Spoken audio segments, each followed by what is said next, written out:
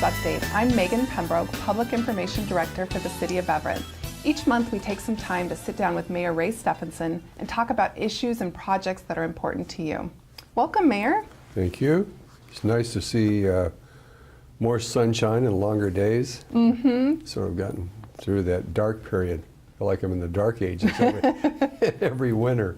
Yeah, But spring is finally around the corner. yeah, gosh, it's nice. I can hardly wait. Well, and we also got some great news in We did. February, the news that we'd been hoping for, that the 777X in its entirety, wing and everything, would be built here in Everett. Yeah. And Mayor, I know that's something you've been working towards for many months. What does it mean to you to know that that work and that really important technology is going to stay here in Everett? Well, I think it's a recognition of an incredible workforce that time and time again has built these incredible machines that can fly. I still don't know how they fly, but I'm glad they do. But you know, the whole negotiations and the vote that the machinists took, and I've had a lot of time to reflect on that and think about that, and I realize what courage that took to support that contract. And I do believe that over time, for those who were opposed to it and had issues with it, that over time, the benefit of 50 years of jobs in our community, aerospace jobs, new technology that the wing will provide, we're going to see, and just a brief reminder, the announcement basically said everything that's 777X will be built on the Everett site. So we can expect about 1.2 million square feet of more manufacturing space at the Everett site. The autoclaves, the big ovens that make the composite pieces of the wing will be done there. The wing will be assembled at that site. And then obviously the 777X will be, in its entirety, will be assembled there. And that is terrific news for us. And every business, every homeowner, everyone who has an interest in Everett and Snohomish County will benefit from this.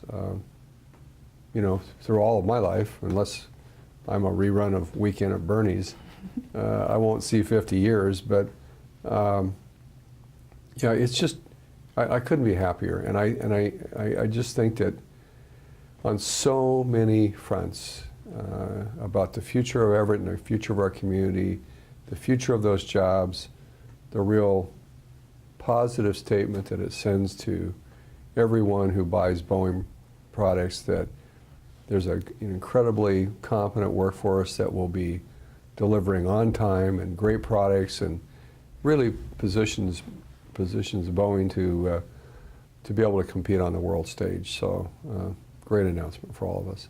Well, and we've talked a lot about this carbon fiber composite technology that will be used in the wing. What's the significance of that for not just Boeing, but for our region, for our students, for other businesses that might use it? Well, it's like a lot of other advancements in manufacturing. It takes weight out of the airplane. It makes it more fuel efficient. And the airlines really operate on very slim margins. And so everything that's more about fuel efficiency and keeping costs down really keep them profitable, keeps the cost of air travel lower than it might be otherwise. So it's, you know, and it's such a big part of the financial equation for airlines that they will clamor for this airplane. The 777 alone was the fastest to get to 1,000 airplanes in production and flying than any other model they've ever had. So I think the 777X will be incredibly popular. It's the long-haul airplane that can take hundreds of passengers, competes exceedingly well with Airbus. So it is a great product that's going to get even better with technology. And the carbon fiber wing, the other part of it, in addition to the composite material, is the length of the wing. and the length is another fuel efficiency issue. This wing will actually have to tip up, not unlike military planes do on aircraft carriers, and not a lot, but a small, just a few feet at the end of the wing, so they can get into traditional airports. Because you don't want to build a plane so big that it can't land anywhere. So they've really been very thoughtful about building this airplane, and we're going to see the benefit for 50 years and beyond, I think.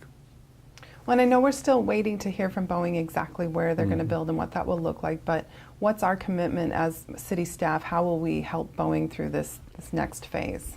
Well, as you and I think the public remembers, we went through a process the middle of last year. The governor asked me to look at through all agencies across the state, any federal agencies that had permitting responsibility. Through that process, we basically streamlined the process and committed to a 4-week permit issuance. So from the time the Boeing company issues a initial permit until they can begin construction is 4 weeks. Now, we don't know the exact schedule for construction yet, but we do know that there's buildings behind the manufacturing space just to the north that you can't see from 526. They're called flat tops, but they're basically one-story office administrative space.